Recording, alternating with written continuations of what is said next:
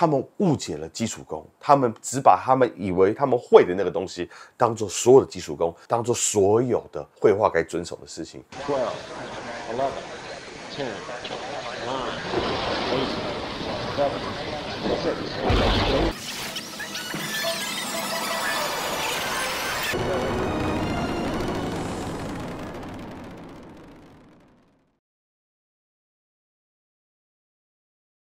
Hey yo, welcome to Painterverse， 这关于绘画以及画家的频道，我是画家杨力。圣诞节刚过不久，这期节目刚播出来的时候应该是1月份了，但是我在圣诞节期间画了这一张圣诞老关公，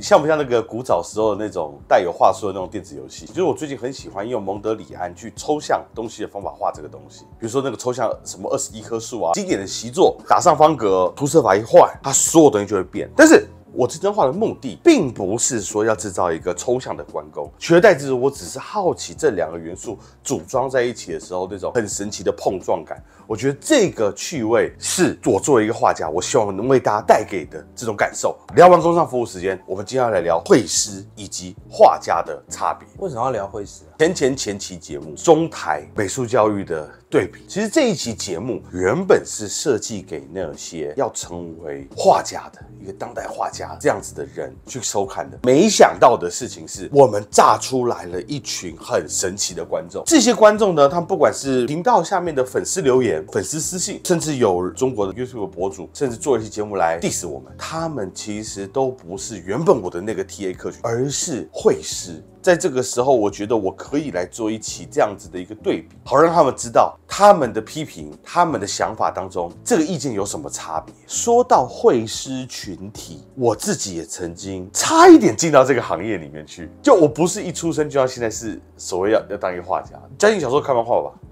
你可以说漫画算是你最早接触的最有趣的绘画吧？算。我小时候也是这样，自然而然，神奇宝贝、数码宝贝，然后游戏王。到我国中的时候，我开始对一个东西着迷，港漫，黄玉郎出的那个港漫，哇，那个时候疯狂到一直去看，而且我还拿着那里面的材料，不断的想要用油画各种方式去再现它。我还为了想要把港漫画好，去找书派的老师学习。当然啦，其实后面随着我的成长，随着眼界的开阔，或者是知道了更多东西，这也没有成为我自己后来的职业选择。我觉得这跟个人际遇是有关系的。现在我去看他们当时绘师所讲究的事情，也正是我差不多国3的时候非常在乎的一些课题，解剖学啊、光影啊、色彩啊、构图啊这些问题。你开始做绘画以后，你觉得绘师跟画家差别是什么？虽然感觉都像画画的，但是谁付钱这件事情上来讲，就是一个很不一样的事情。简单说，绘师啊，他们多半有个所谓的甲方，当然也有同仁是他不是为了有甲方画。我们现在讲在美术产业链当中的这些绘师，他们多半是有明确老板、明确服务对象，服务的性质是很重要。这样讲，画家很像是科学家，而绘师很像是工程师。等于说，画家他得不断向未知去进发，他每天在做的事情其实是研发业。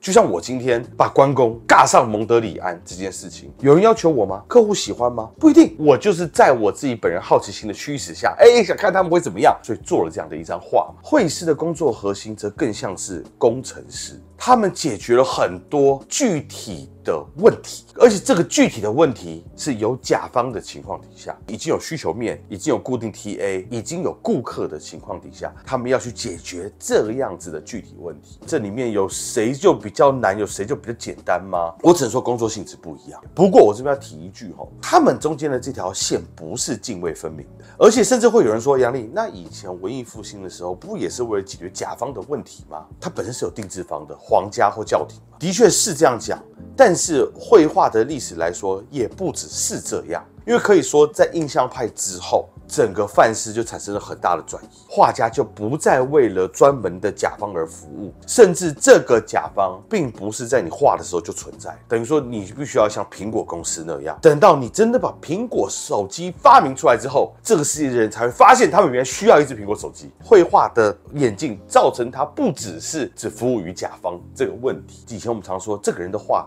很有插画性，其实这句话在绘画界来讲不算是一个非常好的评价，原因在于所谓的插画性很高的一张图，多半说明叙事清晰，它的绘画的语言是已知的。比如说，如果你看过古代历史画，你再去看美漫的封面，看港漫的封面，你是不是就会觉得这东西不算新的东西？等于说，在这个时代，当你的绘画语言本身没有革新，非常顾全叙事性这种性质的时候，我们这时候会说这张画非常有插画性。可是哦，嘉信，有没有漫画 ACG 作品？有没有海报？有没有电绘？没那么插画性的。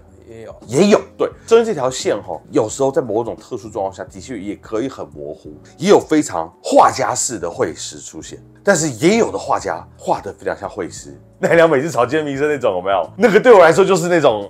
就是其实没有在做画家该做的事情。我们应该从他的工作的核心，你到底有没有在研发？或者是你在做的是一个服务行业，来去思考他们的不同，我觉得这个心态会很直接的造就这两种工种的不一样。那这些绘师都是受过怎样的训练来？哪些绘师？就是这次骂你的这些。就diss我的这些绘师，我必须跟你讲，我都不把他们当绘师看，因为我觉得他们是绘师里面的帝星帝王，我愿尊称他们一声绘帝。所以其实我觉得你这个问题应该说绘帝是怎么来的吧？是这样子的插画学校这件事情一直在华人的教育体系当中没有正式的独立出来，也没有受到足够的重视。我在法国的时候，当时的国外是有专门的插画学校的。嘉信，你知道他们以前插画学校训练是什么吗？就是石膏像，就是画风景，就真的是画很具象的东西，完全不含糊。所以其实，在那个情况底下，你鲜少听到有人去美院念书，但之后成为绘师或插画家的。可以说这两条线，其实在那个时候是非常泾渭分明的。那至于那些绘帝到底是怎么出现的呢？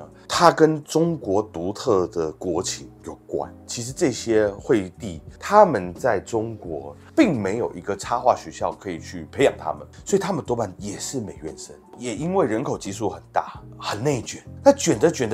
着，后来到了美院培训的时候，在这种内卷的状况底下，比如说如果竞争不过，或者无法成为一张画几百万、几千万的这种艺术家的时候，他们很多人就会开始往美术产业链所需要的那些岗位里面去塞。那他们对于绘画的理解是怎样？其实你这会不难从他们的很多口语当中，会发现一股浓浓的这种写实沙文主义。写实是最棒的，而且并且他会从这种观念当中往外不断辐射他的价值观，而且讲得特别理所当然。所以他们对于美术的观看可以说非常的狭窄。在这里面，就是他们一路以来考试考上来的这些所谓的基本功，是他们唯一的核心价值之所在。他们甚至于觉得一个人画得好不好、烂不烂，就是靠这个基本功来去定性的。大男人式的这种方法告诉你，你就是菜。什么都别说了，基本功没练好，这些什么都不要讲。在筹备这段节目的关系，我花了一些时间去看他们怎么在线上改图的，因为他们常去改那种观众的投稿。然后呢，我看了这个改图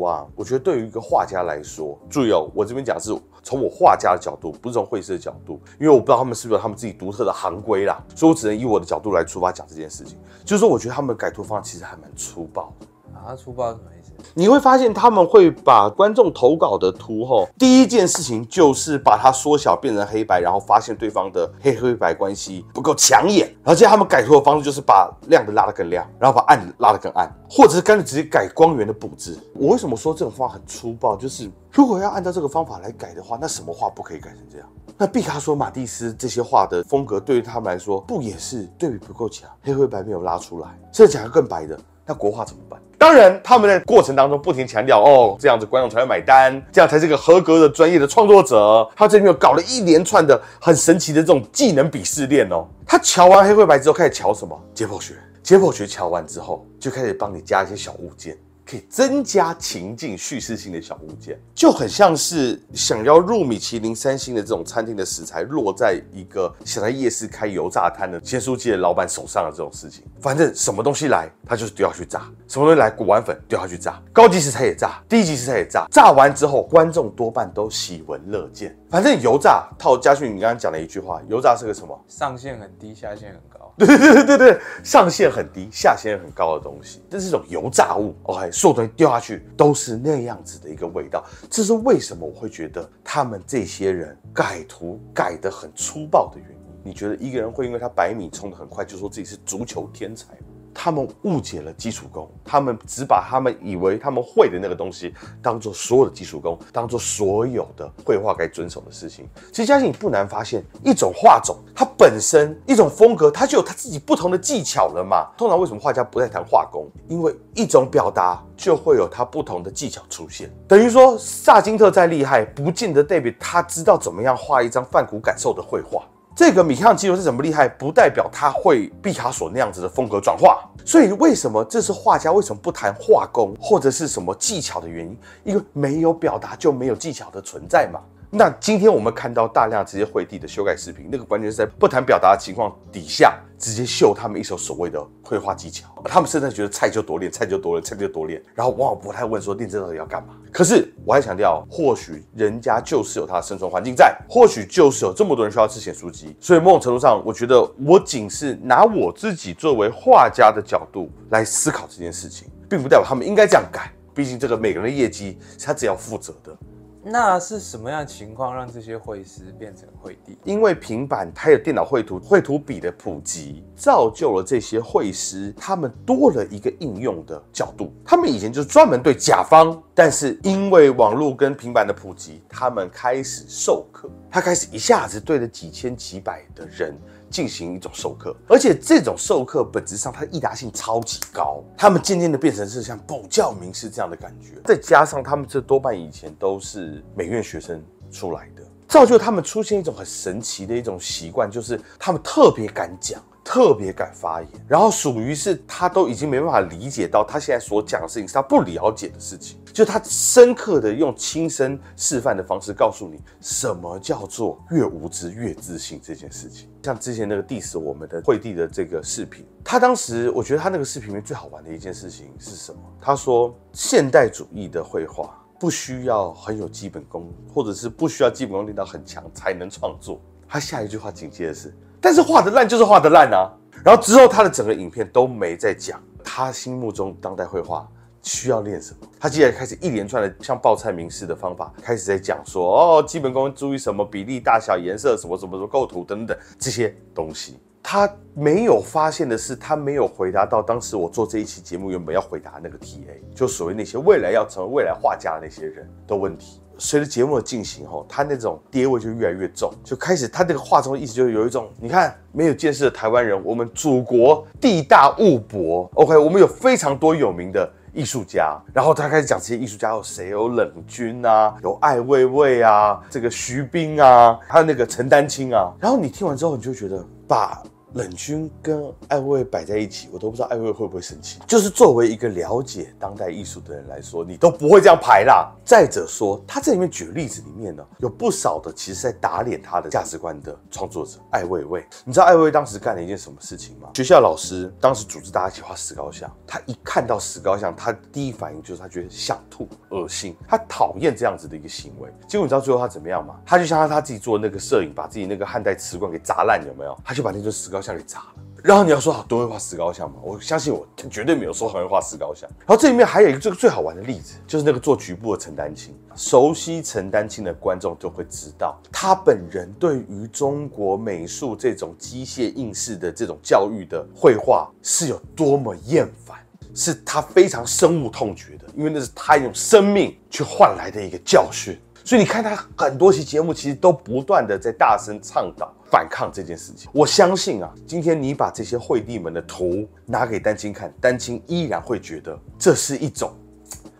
非常有这种应试教育、做题教育底下的一种产品。然后我觉得他最末尾的时候讲了一句最屌的一句话，而这句话简直可以让他直接封神，成为绘地之中的神啊！他最后就表达：中国大是大，人才济济我们是真的是一个大国，但台湾作为一个小地方来说，小地区来说，还是有可圈可点的。虽然不多，但是我觉得台湾最好的一个艺术家有简中威啊！我听到这句话的时候，我突然整个人就觉得我呆立在荧幕前，久久无法言语，你知道吗？在这里无意评价简中威的定位，但我只能说，在台湾说简中威是最好的艺术家这件事情，并不是台湾人的共识它只会是种可能国中生、高中生的共识。你就会看到他离不管是当代艺术圈还是绘画圈都非常遥远的这种发言。就像嘉欣，你会好奇说，到底什么是基础功？这样讲，基础功这件事情本身就蕴含着对外部世界描摹的能力。我相信我们在前面什么是素描啊，什么是好的绘画教育啊，绘画智商是什么都普及过。因为有采集外部世界的能力，你才可以一直有新的图像来充足你的图像库。但是就像我讲的，它只是基础功当中的其中一个项目而已。你偏狭的以为这其中一种基础功就是所有的基础功，最后就注定无法造就你在绘画上的伟大成就了。这个道理就像是你一直觉得把肌肉练得大大的可以增强更多技能，把自己白云跑得快快的就可以让你篮球打得更好。如果你一厢情愿、很单纯的、很执着这样想的话，你是绝对不可能在你想要达到的那个运动表现上去达到你想要的那个伟大程度，因为你的理解是歪的。你懂我这意思吗？所以注定造成你是无法达到那样子的成就。其实这是我觉得我对于惠帝他们站出来，然后来抨击绘画圈，甚至对于当代艺术圈指手画脚的这样子的一种洞见，就是说他们其实背后是有原因的。就是他们误解了基础功，他们只把他们以为他们会的那个东西当做所有的基础功，当做所有的绘画该遵守的事情。当然啦，其实我觉得说我说这些惠帝其实活得其实也是蛮辛苦的啦，因为你不能想象在中国那样子的环境里面，有非常大的人口竞争压力，然后有不分青红皂白就必须竞争的内卷，然后甚至于现在他们的产业正被 AI 严重的威胁。详情可以看我们那个 AI 那个视频。其实在这个过程当中，我相信他们的心态带有一种苦闷。那我觉得他们这些绘师变成惠帝，然后开始转做大师班这种教学的时候，他们在无形之中会在有表达空间的地方，就努力的把他们心中的某些怨气给发出来。嘉欣，你想想看一件事情如果你们同样进美院，但是你现在在做美术产业链，但是你的同学或者是你的学长姐一幅画，什么保利啊、佳士得拍几千万、几百万，你会心里头很不平衡。对，所以我觉得其实在这个里面，我可以闻到的是一股怨气跟不安全感啦。所以我觉得是这样子。其实对于我们不太了解的东西，不是不能批评，只是我们批评的时候，我们要了解到，比如就像我节目里面讲的，我以画家的角度怎么看这件事情。你要先去了解每一种工种之中，他们背后的价值观的追求到底有多么不一样。只有当你了解这件事情之后，才不会让你的批评变得很像是一个坐在井里面的大爹，不停的对着这井外的世界，然后大吼大叫的这样的一种无能狂怒的感觉。OK， 这也是 Pendiverse 与关于绘画以及画家的频道，我是杨力，那我们下次见喽，拜拜。